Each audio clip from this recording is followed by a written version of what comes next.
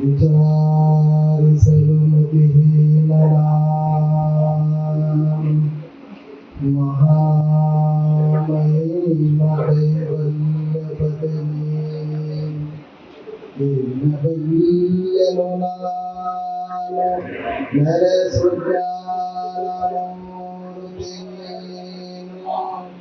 ನಿನ್ನ ಸಮಾನರುಂಟೆ ಅಪ್ಪ ಬೀರೇಶ್ವರ ರಕ್ಷಿಸು ನಮ್ಮನ ಭರತ ಜಗದ್ಗುರು ರೇವನ ಸಿದ್ಧರಿ ರಕ್ಷಿಸು ನಮ್ಮನ ಭರತ ಸಂತ ಶ್ರೇಷ್ಠ ಕರ ಕರೆ ರಕ್ಷಿಸು ನಮ್ಮನ ಭರತ ನಮ್ಮನ ಭರತ.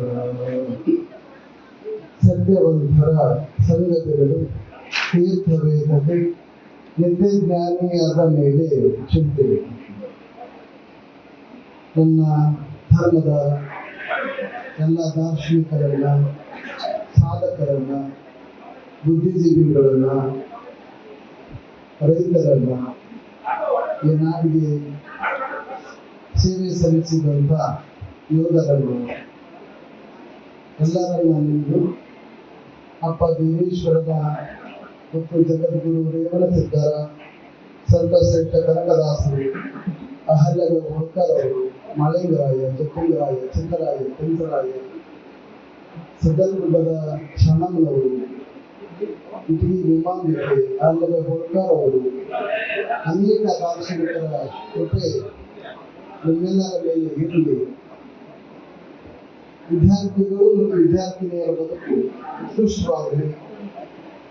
ಈ ನಾಡಿನಲ್ಲಿ ಮತ್ತು ಈ ದೇಶದಲ್ಲಿ ಇತಿಹಾಸ ಉಳಿಯುವಂತೆ ತಮ್ಮ ಬದುಕು ಉತ್ಕೃಷ್ಟವಾಗಲಿ ಅನ್ನೋ ಮಾತನ್ನ ಸದರ್ಭದಲ್ಲಿ ನಮ್ಮ ಕರ್ನಾಟಕ ದೇಶ ಯುವ ಕನ್ನಡ ಸಂಘ ಕರ್ನಾಟಕದ ಇತಿಹಾಸದಲ್ಲಿ ಒಂದು ಇತಿಹಾಸವನ್ನ ನಿರ್ಮಿಸಿತು.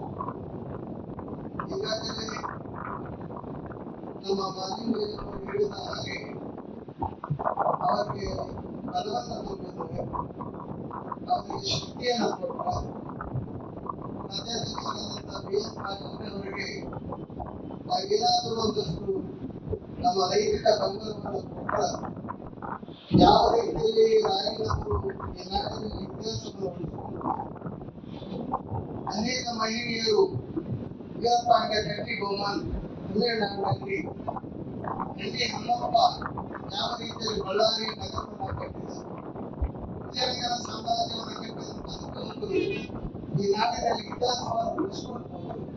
ಅದೇ ರೀತಿ ಮುಂದಿನ ದಿನಮಾನಗಳಲ್ಲಿ ನಮ್ಮ ಮಾಲಿನ್ಯವರು ಮತ್ತು BS ಪಾಟೀಲ್ ಅವರು ಮತ್ತು ಅವರ ಸಹಪಾಠಿಗಳು ಅವರು ಕೂಡ ಆ ಎತ್ತರಕ್ಕ ಹೋಗ್ತಾರೆ ಅನ್ನೋದಕ್ಕೆ ಎಲ್ಲ ಕಾರ್ಯಕ್ರಮಗಳು ಸಾಕ್ಷಿ.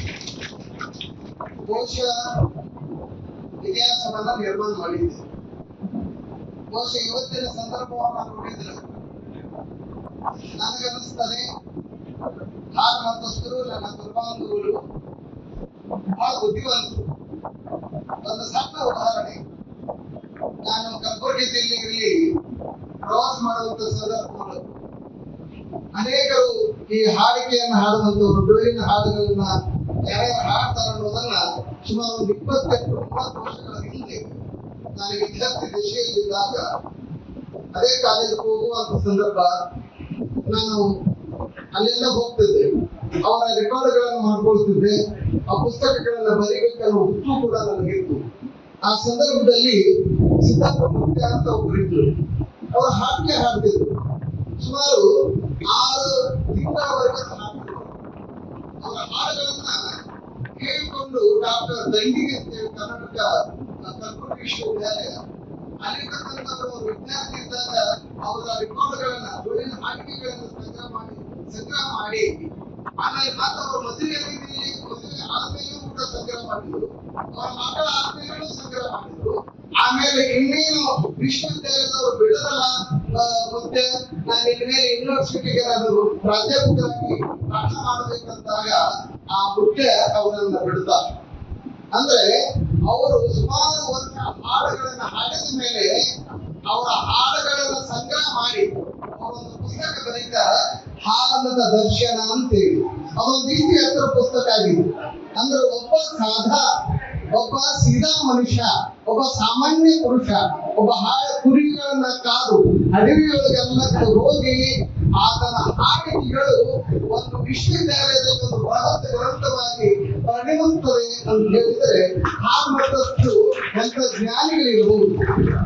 ಅಪರೋಕ್ಷ ಜ್ಞಾನಿಗಳು ಕನಕದಾಸರಂತವರು ಕೃತಿಗಳನ್ನ ರಚನೆ ಮಾಡಬೇಕಾದ್ರೆ ಮೋಹನ ತರಂಗಿ, ಅನೇಕ ಕೃತಿಗಳನ್ನ ರಚನೆ ಮಾಡಬೇಕಂತ ಹೇಳಿದ್ರೆ ಸಾಮಾನ್ಯವಾಗಿ ಕುರಿಗಾರರು ಏನಿದ್ರಲ್ಲ ಅನೇಕರು ಎಲ್ಲಿ ಕಂಬಳಿ ತೆಗೆದಿತ್ತು, ಎಲ್ಲಿ ಮಂಡಲ ಹಾಕಿತ್ತು, ಎಲ್ಲಿ ಡೋಲಿನ ಸತ್ತುಗಳು ಇತ್ತು, ಅಲ್ಲಿ ಹೋಗಿ ನಾವು ಗುರುಗಳು ನಮ್ಮ ದೇವರು ಬೀರಲಿ ಅಂತ ಹಾಗೆ ಅವ್ರು ಯಾವ ತರ ಕುರಿಗಾರರಿಗೆ ಇದ್ರಲ್ಲ, ನೀವೇನು ಕುರಿಗಾರರಿಗೆ ಅವರನ್ನ ನೋಡಿ ಕನಕದಾಸರಾದರು, ಕಾಳಿದಾಸರು ಎಂತವರು ಇಡೀ ಭಾರತದ ಪರಂಪರೆಯಲ್ಲಿ ಸಾಕ್ರೆಟಿಸ್ ಏನು ವಿಶ್ವದಲ್ಲಿ ಏನು ಪ್ರಸಿದ್ಧಿ ಇದ್ದಿಲ್ಲ ಆ ಮಟ್ಟದಲ್ಲಿ ಕಾಳಿದಾಸರನ್ನ ಕಾಣಲ್ಲ.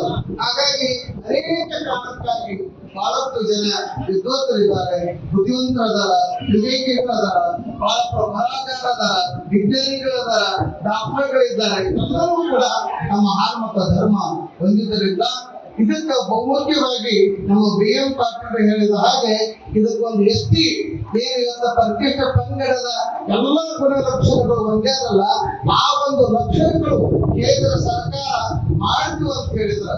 ಅದನ್ನ ಕೇಂದ್ರಕ್ಕೆ ಹೋಗಿ ಶಿಫಾರಸು ಮಾಡೋದು, ಸೆಕ್ರೆಟರಿ ಭೇಟಿ ಮಾಡೋದು, ಮಂತ್ರಿಗಳನ್ನ ಭೇಟಿ ಮಾಡೋದು ಯಾರ ಕೆಲಸ ಅಂತ ಹೇಳಿದ್ರೆ ನೀವೇನು ಹೊಗಳಿದ್ರಿ, BM ಪಾಟೀಲ್ ಅವ್ರು ಏನು ಹೊಗಳಿದ್ರಿಲ್ಲ, ಬಹಳಷ್ಟು 100 ಕುರಿಗಳನ್ನ ನೆನೆಸಿದವ ಇವನೇನು ಮುಖ್ಯಮಂತ್ರಿ ಆಗ್ತಾರಂತೆ ಒಂದು ಕಾಲದಲ್ಲಿ ಆಡ್ಕೊಳ್ಳುವಂತ ಸಂದರ್ಭ ಏನಿತ್ತು, ಅಂತವ್ರು ಇವತ್ತು ಸಾಕಷ್ಟು ಪ್ರಮಾಣದಲ್ಲಿ ಅವ್ರಿಗೆ ಸಮಯ ಇದೆ. ಅವ್ರು ಹೋಗಿ ಇನ್ಮೇಲೆ ಆದ್ರೂ ಕೇಂದ್ರ ಸರ್ಕಾರಕ್ಕೆ ಹೋಗಿ ಕೇಂದ್ರದ ಸೆಕ್ರೆಟರಿ ಭೇಟಿ ಮಾಡಿ, ಮಂತ್ರಿಗಳನ್ನ ಭೇಟಿ ಮಾಡಿ, ನನ್ನ ಧರ್ಮ ನನ್ನ ಹಾಲ್ಮತದಲ್ಲಿ ಹುಟ್ಟಿನಿ, ಈ ಧರ್ಮಕ್ಕೆ ನಾನು ಶಿಫಾರಸು ಮಾಡಿ ಕೇಂದ್ರಕ್ಕೆ ಕಳಿಸಿರಿ, ಆ ನನ್ನ ಧರ್ಮ ಅದು ನನ್ನ ಕೆಲಸ ಅದು ಅಂತೇಳಿ ದೆಹಲಿಗೆ ಹೋದಾಗ ಅವನಷ್ಟು ಮಾಡಿದರೆ ಸಾಕು. ಅವರು ರಾಯಣ್ಣ ಇತಿಹಾಸದಲ್ಲಿ ಉಳ್ಕೊಂಡು ಹೋದ, ಕಾಳಿದಾಸರಿಂದ ಉಳ್ಕೊಂಡು ಹೋದ್ರು, ಕಾಳಿದಾಸರಿಂದ ಉಳ್ಕೊಂಡು ಹೋದ್ರು. ಅದೇ ರೀತಿಯಲ್ಲಿ ಅವ್ರೂ ಕೂಡ ನಾವು ಪೂಜೆ ಮಾಡ್ತೀವಿ ನಮ್ಮ ಮತ್ತಲ್ಲಿ ಹೇಳ್ತಾಗಿದೆ. ಆ ಕೆಲಸವನ್ನು ನಮ್ಮ BM ಪಾಟೀಲ್ ಬಹಳ ಅಚ್ಚುಕಟ್ಟಾಗಿ ಮಾಡ್ತಾರೆ. ಬಹುಶಃ ನಾಳಿಂದನೇ ಅವ್ರ ಕೆಲಸ ಶುರು ಮಾಡ್ತಾರಂತ ನನಗೆ ಅನಿಸ್ತಾ ಇದೆ. ಹಾಗಾಗಿ ಎತ್ತಿ ಪರಿಣಾಮ ಎಂತದ ಅಂತ ಹೇಳಿದ್ರೆ ನೀವು ಪಡಗಿನ ನೋಡಿ, ಆ ಪಡಗಿನ ಕುರುಬರಿಗೆ ಸರ್ಕಾರದ ಸವಲತ್ತುಗಳು ತಗೊಳಕ್ ಆಗ್ತಾ ಇಲ್ಲ, ಅಷ್ಟು ಸವಲತ್ತುಗಳು. ಆಮೇಲೆ ನೌಕರಿ ಸಾಕಷ್ಟು ತಗೊಳ್ಬೇಕಂತಾರ, ನೌಕರಿಗೆ ಅಲ್ಲಿ ಕೆಲಸ ಜನ ಇಲ್ಲ. ಈ ಇಡೀ ಬೀದರ್ನಲ್ಲಿ ಎಷ್ಟಿಗೆ ಒಳಪಟ್ಟರ ಮೇಲೆ ಆದ್ಮೇಲೆ ಒಂದು ಮನೆತನದಲ್ಲಿ 8 ರಿಂದ 10 ಜನ ಅದಕ್ಕಿಂತ ಹೆಚ್ಚಾಗಿ ನೌಕರಿ ಹೊಂದ್ಯಾರ, ನೌಕರಿ ಹೊಂದ್ತಾ ಇದ್ದಾರೆ ಕೇಂದ್ರ ಸರ್ಕಾರದಲ್ಲಿ, ರಾಜ್ಯ ಸರ್ಕಾರದಲ್ಲಿ. ಹೀಗೆ ಪರಿಶಿಷ್ಟ ಪಂಗಡಕ್ಕೆ ಏನಾದರೂ ಸೇರಿತು ಅಂತ ಹೇಳಿದ್ರೆ ವಿಧಾನಸೌಧ ಏನು ಶಾಸನಸಭೆ ಅದು ಕೂಡ ಕುರುಬರದಾಗ್ತದೆ. ಪರ್ಮನೆಂಟ್ ಆಗಿ ಮುಖ್ಯಮಂತ್ರಿಗಳು ವಿಧಾನಸೌಧದಲ್ಲಿ ಇರ್ತಾರೆ, ಇದಂತೂ ಸತ್ಯ. ಹಾಗಾಗಿ ಮಾಲಿಕರು ಬಹಳ ವಿಚಾರ ಮಾಡಿ ಈ ಕಾರ್ಯಕ್ರಮವನ್ನು ಬಹಳಷ್ಟು ಸಾರ್ಥಕ ಮಾಡಿದ್ದೀವಿ. ಬಹುಶಃ ನನ್ನ ಅನಿಸಿ ಮಟ್ಟಿಗೆ ಈ ಶಾಲು ತುಮಕೂರು ಅಂಗಡಿ ಒಳಗದವೋ ಇಲ್ಲೋ ಗೊತ್ತಿಲ್ಲ, ಈ ಮೂಮೆಂಟ್ ಮಾಡಿದವರು ಬಹಳ ಪುಣ್ಯ, ನಾವು ಪುಣ್ಯ ಮಾಡಿದ್ವಿ. ಯಾಕಂದ್ರೆ ಅವ್ರ ಹತ್ರ ನೀವು ಖರೀದಿ ಮಾಡ್ಬೇಕು. ಬಹುಶಃ ಇವೇನೇ ಪ್ರತಿಭಾ ಪುರಸ್ಕಾರ ಅದು ಕರ್ನಾಟಕ ಪ್ರದೇಶ ಯುವ ಕುರುಬರ ಸಂಘ ಮತ್ತೆ ಯಾವತ್ತ ಕಾರ್ಯಕ್ರಮ ಮಾಡಿದಂತ ಕಾಯುವಂತ ರೀತಿಯೊಳಗ ಶಾಲನ್ನ ತೆಗಿ, ಶಾಲ ಅಂಗಡಿ ಒಳಗೆ ಉಳಿದಿಲ್ಲ ಅನ್ಸತ್ತು ಅಂತಲ್ಲ, ಉಳಿದಿಲ್ಲ. ತುಮಕೂರು ತಂದ್ರೆ ಬೆಂಗಳೂರು ತಂದಿದ್ವಿ, ಬೆಂಗಳೂರು ಅಂಗಡಿ ಒಳಗೆ ಇರ್ಲಿಕ್ಕಿಲ್ಲ. ಬಹುಶಃ ನಾ ಇನ್ನೊಂದು ಅಡ್ರೆಸ್ ಬಿಟ್ಟು ಶಾಪ್ ತರಿಸ್ತೀವಿ ಅಂತ ಬೇರೆದವ್ರಿಗೂ ಅದು ಮೂಮೆಂಟ್ ಅವ್ರಿಗೆ ಸುಗ್ಗಿ. ಆದ್ರೆ ಅಷ್ಟರ ಮಟ್ಟಿಗೆ ಶಾಲ ಮಾಲೆ, ಆ ಮೂಮೆಂಟ್ಸ್, ಆ ಜೊತೆ ಕಂಬಳಿ.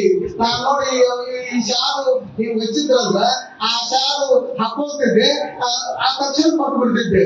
ಈಗ ಏನಿದೆ ನಮ್ಮ ಅಪ್ಪನ ಶಾಲು, ನಮ್ಮ ವೀರಪ್ಪನ ಶಾಲು, ಈ ಕುರುಬನ ಶಾಲು, ಕುರುಬ ಸಾಮ್ರಾಜ್ಯದ ಶಾಲು ಏನೈತಲ್ಲ, ಆ ಶಾಲು ಏನೈತಲ್ಲ ಇಡೀ ಭಾರತ ಮಾತ್ರ ಅಲ್ಲ, ಇಡೀ ವಿಶ್ವಕ್ಕನ್ನೇ ಬೆಳಗುವಂತ ಶಾಲೆಯನ್ನು ಹಾಕಿದ್ದೀರಿ. ನಾನು ನಿಮ್ಗೆಲ್ಲರೂ ಕೂಡ ಧನ್ಯವಾದಗಳು ಹೇಳ್ತೇನೆ.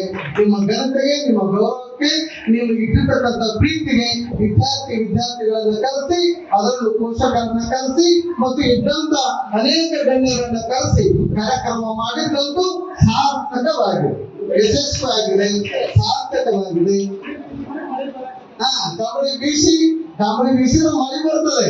ಕಾಂಬಳಿ ವಿಧಾನಸೌಧ ಮೇಲೆ ಬೀಸ್ತತಿ, ಬಂಡಾರ ಹಾರ್ತತಿ, ಗರುಡು ಬಾರಿಸ್ತಾವ ಅಂತ ನಾನು 20 ವರ್ಷದಿಂದ ಹೇಳಿದ ಮೇಲೆ ಮುಖ್ಯಮಂತ್ರಿ ಸಿದ್ದರಾಮಯ್ಯನವರು ಕರ್ನಾಟಕದ ಚುಕ್ಕಾಣಿ ಹಿಡಿಯುವಂತ ಸಂದರ್ಭ ಬಂತು. ಹಾಗಾಗಿ ಇವೆಲ್ಲ ಕಾರಣಕ್ಕಾಗಿ ಇವತ್ತು ಈ ಕಾರ್ಯಕ್ರಮ ಸಾರ್ಥಕವಾಗಿದೆ. ಅದಕ್ಕೆ ನನಗೆ ಇನ್ನೊಂದು ಸಜೆಸ್ಟ್ ಅಂತಂದ್ರೆ, ಈಗೇನು ವೇದಿಕೆ ಮೇಲೆ ಗಣ್ಯರೇನದ ಡಾಕ್ಟರ್ ಇದ್ದಾರೆ ಮತ್ತು ಸರ್ಕಾರದ ಅಧಿಕಾರಿಗಳಿದ್ದಾರೆ, IAS IPS ಸಾಕಷ್ಟು ಓದಿದವರು ಇದ್ದಾರೆ ಮತ್ತು ಅಷ್ಟು ಅನುಭವದವರು ಇದ್ದಾರೆ. ನಾನು ಒಳಗೊಂಡು ಆದ್ರೆ 6 ತಿಂಗಳಿಗೊಮ್ಮೆ ಏಪ್ರಿಲ್, ಮೇ ಮತ್ತು ಅಕ್ಟೋಬರ್ ಏನು ರಜೆ ಇರ್ತದಲ್ಲ, ಆ ರಜೆಯೊಳಗ ಈಗೇನು ವಿದ್ಯಾರ್ಥಿಗಳಿದ್ದೀರಿ, PUC ಇರ್ಬೋದು, ಹೈಸ್ಕೂಲ್ಗೆ ಇರ್ಬೋದು, ಪ್ರಾಥಮಿಕ ಶಾಲೆಗೆ ಇರ್ಬೋದು, ಅವರನ್ನ ತರಬೇತಿಗೊಳಿಸುವಂತ ಸ್ಪರ್ಧಾತ್ಮಕ ಪರೀಕ್ಷೆಗಳಿಗೆ ತಯಾರಾಗುವಂತದ್ದು ಭವಿಷ್ಯತ್ತಿಗೆ ಅದಕ್ಕಿಂತ ಮುಂಚೆನೇ ಪೂರ್ವಭಾವಿ ಒಂದು ತರಬೇತಿಯನ್ನ ಮಾಡಿದ್ರು. ಇವರು ಕೂಡ ನೀವೇನು ದುಡ್ಡು ತಗೊಳ್ಳೋದಿಲ್ಲ, ನಿಮ್ಮ ಸಮಯವನ್ನ ನೀವು ಕೊಡ್ತೀರಿ, ಆಮೇಲೆ ನೀವು ಪೋಷಕರು ಕೊಡ್ತೀರಿ, ವಿದ್ಯಾರ್ಥಿಗಳು ಕೊಡ್ತೀರಿ.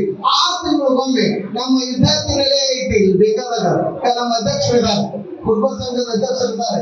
ಕಾಳಿದಾಸ ಸಂಸ್ಥೆ ಬಗ್ಗೆ ಹೇಳ್ತಾ ಹೋದ್ರೆ ಮತ್ತೊಂದು ಗಂಟೆ ಆಗಿತ್ತು. ಹಾಗಾಗಿ ಅಲ್ಲಿ ಏನಾದ್ರೂ ವ್ಯವಸ್ಥೆ ಮಾಡಿ, ಮತ್ತು ಪ್ರಸಾದ ವ್ಯವಸ್ಥೆ ಹಾಗೆ ಆಗ್ತದೆ. ಅದಕ್ಕೆ ಅವ್ರು ಏನಾದ್ರೂ ಟೆಕ್ಸ್ಟ್ ಬುಕ್ಗಳನ್ನು ಕೊಟ್ಟ, ಬೇಕಾದ್ರೆ ನಾನು ಒಬ್ಬ ಸಂಪನ್ಮೂಲ ವ್ಯಕ್ತಿಯಾಗಿ ನಿಮ್ಗೆ ಧಾರ್ಮಿಕವಾಗಿ ಮತ್ತು ಸಾಹಿತ್ಯಿಕವಾಗಿ ನಾನು ಕೂಡ ಪಾಠ ಮಾಡಿ ಬಂದೆ. ನಾನು ವಿದ್ಯಾರ್ಥಿ ದಶೆ ಇದ್ದಾಗ ನಾನು ಪ್ರಿಲಿಮಿನರಿ KS ಕಟ್ಟಿದವನ. ಅರವಿಂದ ದಾಬಾಯಿ ಅವರು ಹೇಳಿದ್ರು, ಅಶೋಕ್ ದಾಬಾಯಿ, ಯಪ್ಪ ನೀವು ಧರ್ಮ ಮಾತ್ರ ಓದ್ಕೋಬೇಕು, ಇದೊಂದು ಬ್ಯಾಡ ಅಂದಾಗ ಮಾತ್ರ ಅದು ವಾಪಸ್ ತಗೊಂಡು ನಾನು ಮಾತ್ರ ಫಿಲಾಸಫಿ ಓದುವಂತ ಸಂದರ್ಭ ಬಂತು. ನಾನು ಫಿಲಾಸಫಿಯಲ್ಲಿ ಡಿಗ್ರಿಗೆ ನಾನು ರ್ಯಾಂಕ್ ನಮ್ಮ ಕಾಲೇಜಿಗೆ. ಹಾಗಾಗಿ ಅನೇಕ ಕಾರಣಕ್ಕಾಗಿ ಈ ಒಂದು ಕಾರ್ಯಕ್ರಮ ಬಹಳ ಯಶಸ್ವಿಯಾಗಿದೆ. ನಿಮಗೆಲ್ಲರೂ ಶುಭವಾಗಲಿ, ನಿಮಗೆಲ್ಲರೂ ಒಳ್ಳೆಯದಾಗಲಿ, ಮುಂದಿನ ಭವಿಷ್ಯತ್ತು ಕೂಡ ಉತ್ಕೃಷ್ಟವಾಗಿರೋ ಮಾತಾರೆ ಅಂತ ಪರಮ ಪೂಜ್ಯ ಶ್ರೀಗಳು ಏನದಾರ ವಿಧುಶೇಖರ ಒಡೆಯವರು ಅಂತ ಹೇಳಿದ್ರೆ ನಡೆದಾಡುವಾಗ ಗಮನಿಸಿದ್ರು. ಅವ್ರು ಏನ್ ಮಾತಾಡ್ತಾರ, ಏನು ನುಡಿತಾರ, ಅವೆಲ್ಲ ಸಿದ್ಧಿಯಾಗ. ಅದಕ್ಕೆ ಈ ತುಮಕೂರು ಜಿಲ್ಲೆಯಲ್ಲಿ ಬಹಳಷ್ಟು ಗುರುಗಳಿದ್ದಾರೆ. ಹಾಗಾಗಿ ಇವರೆಲ್ಲರಿಗೂ ಮತ್ತೊಮ್ಮೆ ಶುಭವನ್ನ ಕೋರಿ ಈ ಕಾರ್ಯಕ್ರಮಕ್ಕೆ ಮತ್ತೊಮ್ಮೆ ಕರೆಸ್ಬೇಕ್ರಿ. ಮಾಲಿಂಗೇನವರು ಬಹಳ ಒಳ್ಳೆ ಕಾರ್ಯಕ್ರಮ ಇದು. ನಾನು ಬಹಳ ಕಾರ್ಯಕ್ರಮ ನೋಡಿ, ಆದ್ರೆ ಸ್ವಾಮಿಗಳು ಭಾಷಣ ಆಗುದಿಲ್ಲ. ನನಗೆ ಅಪ್ಪ ಮುಗಿಸ್ಬಿಟ್ಟಿರ್ತಾನೆ ನೋಡಿದ್ದಾರೆ. ಆದ್ರೆ 4 ಮಾತುಗಳನ್ನ ತಿಳಿಸಿದ್ದೀನಿ. ನಿಮಗೆಲ್ಲರಿಗೂ ಶುಭ.